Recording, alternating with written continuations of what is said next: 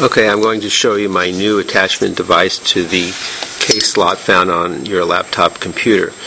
Now this is the typical slot attachment device, and the diameter of the screw holding it in is 72 thousandths. My version, it's 114 thousandths thick diameter. What it does is it goes into the slot, give it a slight rotation. It's knurled.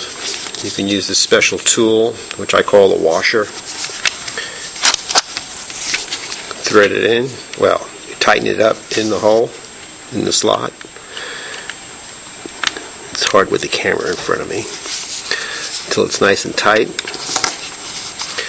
Then you can use your Clicksafe. Attaches, holds on, or you can use my other attachment device. You just push it on the head, push it closed, and you can use a padlock. Rotates, you can put a chain on it, locks. Very easy. Rotates, comes off. Well, let's see if it'll rotate. Well, of course it'll rotate. Rotates on the new attachment device, and the padlock comes off, and this is easily removed. Very simple.